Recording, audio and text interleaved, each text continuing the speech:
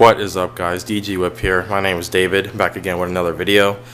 Today I'm going to be going over why my camera never focuses. I'm just kidding. I apologize. I have a camera on the way, but it is coming from China, so it's still like a week or two out. However, I just want to go over the common problems you're going to experience and the things you can expect to have happen when you get a G35 or 350Z or any VQ35 platform. Number one, this is pretty obvious. You probably know this already. I assume I'm not the first video you've watched. You're going to consume a lot of oil. You're going to burn oil. I would say after like 100,000 miles, you're going to burn a quart of oil every 1,000 miles. That's typical for these. Now, this isn't that big a deal because, I'll go ahead and pop the hood here. All you realistically need to do here is just top off the oil. Just check it every week, make sure it's not low, and you're 100% fine. Now you can get a catch can, you can replace the PVC system, or PCV, my bad, I always mix that up. But nothing's gonna really solve the problem unless you rebuild the engine, because what it's coming down to is the piston rings are letting oil blow by and everything. And if you're gonna do that, you might as well build the motor so you can have a motor built for boost. So don't do that unless you actually want to build this motor. But yeah, you're gonna burn oil. This is totally normal, and for the few people that have exceptions that don't burn oil, I praise you. I don't know how, because the piston rings on these cars suck. They don't fail completely, but they just burn oil, and typical with all cars to burn oil at high mileage. Now, number two, big problem with all these VQs. See if I can get a shot here. These cam sensors. You're not gonna be able to see here, but back there's two sensors that go into the back of the block, and these fail. And when these fail, your engine is gonna stall while you're driving. It's gonna have a hard time starting. You're gonna have a check engine light. These go out all the time on these cars. Mine have gone out. I've replaced mine already. It wasn't fun because the car died on me like 3 or 4 times while I was actually driving, and it does start back up, but it does take a second, and it's really sketch, and your VDC and slip light comes on. I hope you don't hear too much wind. It's kind of windy today, but yeah. So if you buy one of these and your car's high mileage, I would just replace those out of preventative maintenance. You can get a decent pair for like $150. You can get the one that goes into the transmission and the two that goes in the back, and they're pretty easy to replace. You don't actually need to take off the throttle body. You can reach your hand back this way and just get a wrench in there, take off the bolt, and same for this one. You don't need to remove anything. Expect those to go out. You can, if you are buying one, you can ask the owner if they replace them. If they haven't, I would replace those right away because they're gonna fail. Now, number three, I don't want to take my tire off right now just for the video, but the control arms. Now, it's not the control arms itself, it's the bushings, and typically it's easier to just buy the whole control arm. The bushings on them fail pretty often. Mine were replaced right before I bought it, so fortunately I didn't have to worry about that. But yeah, the control arms on these cars kind of suck, particularly the bushings, so you can definitely expect those to fail. Those aren't too bad either. They're not too hard to replace if you are a do-it-yourselfer. Just something to keep in mind. So number four isn't really a big deal, but this is going to happen on every G35. I think the 350Zs too. The doors won't stay open. Now you're seeing mine actually does stay open. That's because I actually a YouTuber I watched found a way to fix it. His name is Be Distinct. I'll link. Oh my gosh, I can't talk today. I'll link his description. I will link his channel in the description below. Now, it's really simple. You just need to take apart this door panel right here and get this piece out, and then you just modify it. You put plastic in the door stopper, and then it fixes it. My doors actually do stay open, very fortunately, because what normally happens is the door will just close on you. Even when you're not on a hill or anything, it just doesn't stay open. So mine do stay open now, thank God, but that is something to keep in mind. Another thing, along with the doors, these window motors tend to go out because these are a little fancy. I know you can see how buff I am on the camera. Look at that. These windows will actually roll down when you open the door, and then when you close them, they go back up. I don't know if you saw that, because if they don't do that, then it would actually break the window, which it's a little weird design, I think. But yeah, the window motor is always getting used even with the car off when you open and close the door, so it tends to wear them out, and you're gonna have to replace those. I think mine were replaced before because I'm really surprised mine still work. It's kind of weird, but I have 150,000 miles on mine, so it's a little weird. The thing on the interior, if you keep the OEM radio, the OEM radio tends to go out, and I actually noticed, my personal opinion, these go out because of a loose wiring from factory.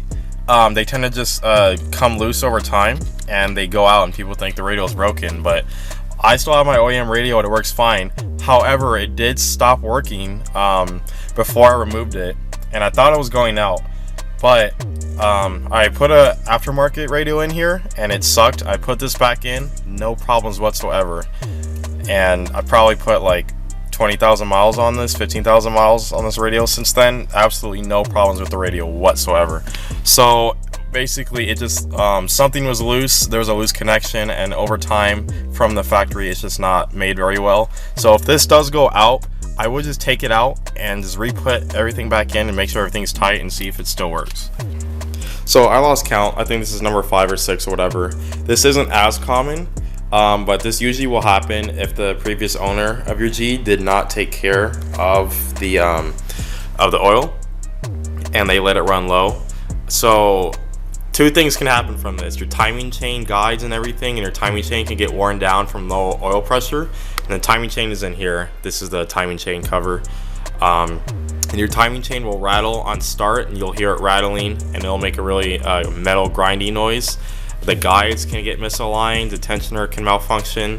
Mine seems to be perfectly fine with all these miles. It is a timing chain, so it is supposed to last a pretty long time, obviously a lot longer than timing belts. However, when these go bad, you'll hear them. You'll hear grinding, metal noises, etc. This is a pain in the ass job to do. I believe you have to lift the motor out to try to attempt to do this, or you gotta at least take the radiator support and lift everything. It's not a fun job. It's very labor intensive, and it's timing, so you don't want to mess up. But that is something to look out.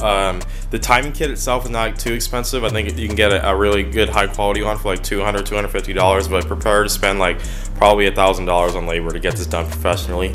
I don't think I would try to attempt to do this myself, just because I'm a little weird with timing. I don't want to make my engine go kablooey, but maybe I'm just a scaredy cat, I don't know. And again, this is another famous problem.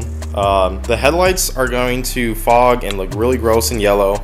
Now I tried redoing mine, but I didn't redo mine very good, so they still look like crap and they started peeling again. And I'm just gonna order the Spec D headlights at some point, probably soon, within a few months or whatever.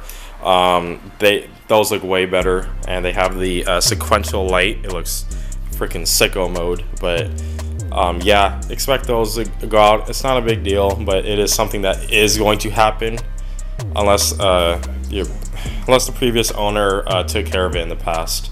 So this is one of those things that will happen to your G, not maybe. This differential bushing. Now, if you can see that, you can see the liquid has dripped down.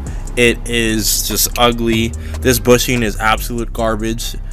Yeah, this bushing goes out at like usually like 80,000 miles at least. I have not seen a G that has not blown this bushing if they haven't replaced it. And the thing is, Infiniti does not sell this bushing. You actually have to replace the whole subframe if you want to get it from Infiniti, and that's why you don't buy it from Infiniti and you go on Z1 Motorsports, and they have all the differential bushings and the tool to actually pull that bushing out. And I think that's like $150, maybe $200 at most. Now, it is a pain in the ass to do. However, it gives you a great bushing. It won't fail, and doesn't have that famous teardrop. Now, for those of you that don't want to do that, I actually found a cheaper way. I can link the video because it's not my idea. What you actually do is you put epoxy into that bushing. You can probably see there's like shininess on it. That's the epoxy. And I filled the bushing with epoxy, and I let it dry, and I tested it. It works perfect. And I did this like what, 7-8 months ago. It still works fine. I noticed a big difference with the differential noise and clunk, because that whole thing will move around once that bushing's shot. This helps with wheel hop. It helps not strain your differential. It does a lot. That's what I did. That cost like $15. If you want to be ghetto, you can go ahead and go that route. I personally recommend it. It works, and I haven't had any problems with it. It still works to this day, and it's a pretty good option just to fix that bushing. The other bushings don't tend to go bad, but if you want performance, then I would recommend just pulling the whole diff out and replacing that. But yeah, this will go out. Trust me, it will go out. By the way, this is one of the best things I ever got off Wish. These little, what do you call it? These cushions that go in between your seats, they prevent things from falling down here. And trust me, things fall down here all the time, but this completely stops dirt, coins, phones, especially pens, from sliding down here, and then you gotta like awkwardly reach your hand under and try to get it. It's horrible. I got these, I think, like $5 off Wish, and it's one of those things that like whatever if it doesn't work, but obviously this works, and no problems with it. Obviously, this is a good investment to have. I got the black one so it doesn't stand out at all, but yeah, if you want to get something off Wish, I recommend this. Not sponsored by Wish, by the way. But yeah, that's pretty much it for common problems you're going to experience with the G35 or a 350Z or any VQ platform. Now, I've personally experienced a few different issues, but it was just regular high mileage stuff like radiators and stuff like that. I will do a whole service history in another episode. But thank you guys for watching. If you like my content, subscribe. I am going to make a video also on all the plans I have with this G35, including swapping a VR30 into here. Yes, the VR30 twin turbo from an Infiniti Q60, a baby GTR engine. But yeah, that's going to come up. I don't know. I do plan on doing it though. Just saving up, trying to get funds for it, and planning it out. I got to figure out what I'm going to do with the wiring harness. Well, exactly how I'm going to go about it. It's a really complicated thing, and definitely the hardest thing I'm going to do car-wise, but I'm really excited to get it started though. Thank you guys for watching. If you like the car, you like my engine bay, subscribe. It looks really clean on camera. It's not that clean in real life, but in camera it just makes it look really nice. But yeah, subscribe. It really helps me out. Like the video, comment, common problems you've had on your G35. And yeah, thank you guys for watching once again. I will see you guys next time.